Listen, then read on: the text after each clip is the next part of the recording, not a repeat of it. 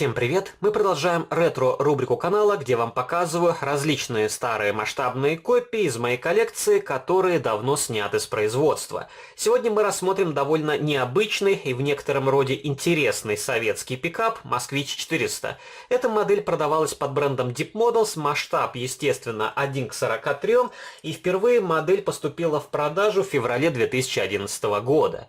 Ее рекомендованная розничная стоимость на тот момент составляла 1700 рублей. Довольно приличная сумма с учетом того, что за эти деньги можно было приобрести в Европе модель от Neo или какую-то машинку от Minichems, и даже у вас остались бы свободные деньги. Но тем не менее эта модель вполне конкурентоспособна, она по уровню проработки на том же уровне, что и продукция Spark, ранние модели от Neo Scale Models, и если посмотреть на различных промышленных производителей масштабных копий, то советский автопром не так уж обширно и представлен. Да, было огромное количество разнообразных журнальных изделий, но они отдаленно напоминали настоящие прототипы, не всегда попадали в 43-й масштаб, и были огромные проблемы с оплавлением колесных дисков. Также через несколько лет выяснилось, что большинство моделей страдают от цинковой чумы, и также появляются вздутия на лакокрасочных покрытиях. В этом плане модели из полимера намного практичнее, хотя тоже есть свои нюансы.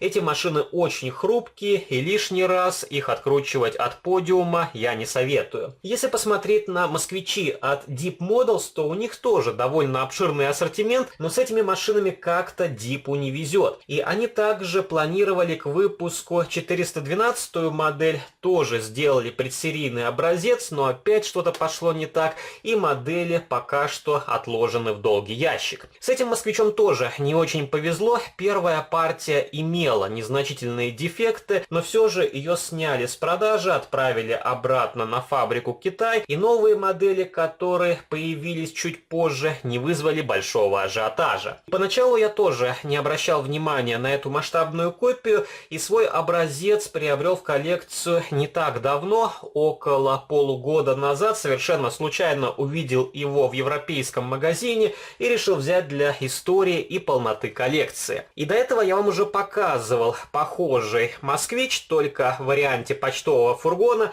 Вполне хорошая масштабная копия, и в плане геометрии она не сильно отличается от этого пикапа. Также в 2020 году Deep представил два развозных фургона. Один гастроном, второй сосиски, и этих моделей нет в моей коллекции, но я тоже их присматриваю. Если попадутся на глаза, я возьму один из вариантов, и можно будет сделать на него отдельный видеоролик. И для сравнения вам приготовил одну модель от Neo Scale Models. Это не Москвич, а ГАЗ М22 Волга, тоже с кузовом типа пикап.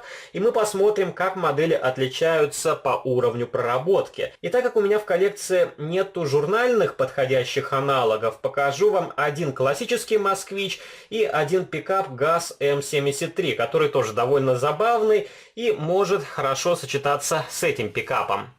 И подобные пикапы до Deep Models выпускали только мастера-одиночки и различные мастерские. Видел пару моделей, сделанных методом гальванотехники. По уровню проработки они не дотягивали даже до современной журнальной серии. И в серии «Автомобиль на службе» похожая машина вышла под номером 64. Правда, тоже были некоторые отличия. Это была не открытая грузовая платформа, а аэродромная пусковая установка, тоже темно-зеленого цвета. И журнальный вариант я не приобретал в свою коллекцию, поэтому показать его сегодня не смогу. И коробочка у этой модели довольно яркая, желтого цвета, с вырезом, и вы можете рассмотреть модель, не вынимая ее из бокса. И по размеру эта коробочка точно такая же, как и у следующих легковушек от этого бренда. Покажу вам упаковку от машины ЗАЗ, только она уже закрытого типа, оформлена в зеленом стиле, и на боковине есть схематический рисунок двух советских автомобилей.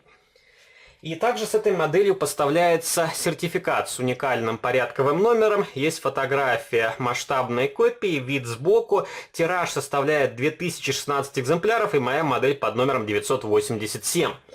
И модели до сих пор в открытой продаже благодаря огромному тиражу. И опять же, повторюсь, эти модели стоят довольно дорого, поэтому мало кто отважится приобретать их в свою коллекцию. На нижней стороне упаковки есть различная информация, которая касается данного бренда, также артикул, по которому можно найти модель в интернете, и прототип Москвич 400 Пикап. И в целом мне эта модель очень понравилась, хотя тоже есть ряд замечаний.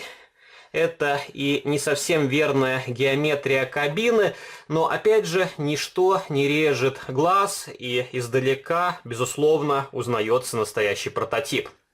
Единственное, непонятно, почему выбрали такой ядовито-зеленый цвет. И если посмотреть, то краска не глянцевая, а матовая. Конечно, в Советском Союзе особо не любили красить в яркие пестрые цвета, но тем не менее цвет для меня очень необычный. И я думаю, эта машина была на самом деле чуть темнее, но опять же, это лично мое мнение. И те фотографии, которые я встречал в интернете, были черно-белыми. Поэтому я очень надеюсь, что Deep выбрал правильный цвет для этого автомобиля. Можно заглянуть вовнутрь кабины. Отлично проработан интерьер, виднеются дверные карты, рулевое колесо, сиденья. Окантовка на стеклышках сделана из фототравления. Также вполне симпатично смотрятся стеклоочистители. Хорошо сделана передняя часть, хорошие фары ближнего света. И, конечно, по уровню детализации эта модель сильно выигрывает у аналога и журнальной серии. Установили желтые регистрационные номерные знаки. Передний номер, на мой взгляд, более-менее попадает в 43-й масштаб, а задний номерной знак чуть крупнее, чем должен быть на самом деле. Хромированные бампера, вполне нормально смотрится кузов. На заднем стекле установили сеточку из фототравления, тоже выглядит вполне реалистично. Дверные ручки на этом автомобиле в хроме, хорошие колесные диски с хромированными колпаками, также есть небольшие значки «Москвич» и нормальные покрышки. Правда, отсутствует боковая маркировка, и сейчас резину даже на менее дорогих моделях делают более высокого качества. Но не стоит забывать, что эта модель была представлена в 2011 году. И также на передних крыльях установлены маленькие брызговички. И мне еще нравится один момент, то что эта модель не касается подставки, потому что зачастую у многих изделий покрышки въедаются в подиум. И такая проблема наблюдалась на многих ранних моделях от Neo Scale Models, благо там были на винтиках пружинки, и тоже я свои модели немножко приотпускал, чтобы они приподнимались над подиумом, и таким образом сохранял подставку. Не буду сегодня откручивать этот вариант от подиума, потому что модель довольно хрупкая. И еще одна из проблем со смоляными моделями то, что крепежные отверстия могут разрушиться. Не всегда на заводе их закручивают должным образом, иногда перетягивают и тем самым разрушают крепежные отверстия. И давайте вам покажу для сравнения ГАЗ М22 Волга Пикап от Neo Scale Models. Модель примерно такого же года выпуска, как и продукция Deep Models. И эти модели были сделаны по заказу одного российского магазина. И у Neo также предлагалась Волга в красном цвете, и был новогодний вариант, у которого еще была фигурка девушки, выпрыгивающей из торта. Но в свою коллекцию взял обычную Волгу без каких-либо дополнений. И вы можете посмотреть, как в то время делалась светотехника у Neo и как она выглядела у Deep. И, конечно, у Deep более жизненные фары, у Neo они мутноваты. Хотя, опять же, если посмотреть на профессиональные фотографии, сделанные под определенным ракурсом, такая светотехника смотрится очень реалистично. И сложно сказать, почему Neo выбрал такой тип осветительной техники. Сейчас они на своих моделях уже делают прозрачные линзы и лучше рефлектор, также виднеются небольшие лампочки. И эти модели отлично смотрятся рядышком, стоя на полке. И покажу вам в заключении классический «Москвич», который выходил в европейской журнальной серии. Тоже вполне хорошая масштабная копия с очень красивым цветом. И у этой модели окрашен салон, но плашку я взял с другого тестового образца, который выходил в рамках проекта «Автомобиль на службе». И, конечно, вы можете посмотреть, детализация этого варианта сильно уступает более дорогостоящему изделию из полимера. И также могу вам показать довольно забавный пикап, который тоже не пошел в серийное производство. И такую модель я видел только в рамках журнальной серии, а больше моделей от промышленных брендов вот именно в таком исполнении я не встречал.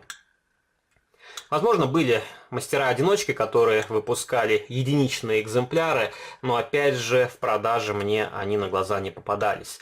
Вполне симпатичный пикап, который до сих пор вы можете встретить в продаже за вполне адекватную сумму. Если вы поклонник советского автопрома, то советую обратить внимание на эту масштабную копию. Я думаю, в лучшем исполнении мы вряд ли такую модель увидим, во всяком случае, за эту цену. Да, есть хорошие мастера, которые выпускают, опять же, единичные модели, но там совершенно другая аудитория, совершенно другая ценовая категория, и эти модели порой приобрести в коллекцию намного сложнее, чем это довольно хорошее промышленное изделие. Пишите ваши комментарии, что вы думаете о легковушках от Deep Models. Стоят ли эти модели своих денег? Как вам выбор материала изготовления? Возможно, лучше было бы сделать эти модели из металла, но опять же, тогда бы был больше тираж, и Deep'у было бы сложнее продать все свои масштабные копии. Если вам понравился видеоролик, не забывайте поддержать его лайком. Вступайте в мои группы в социальных сетях, ВКонтакте и Фейсбуке.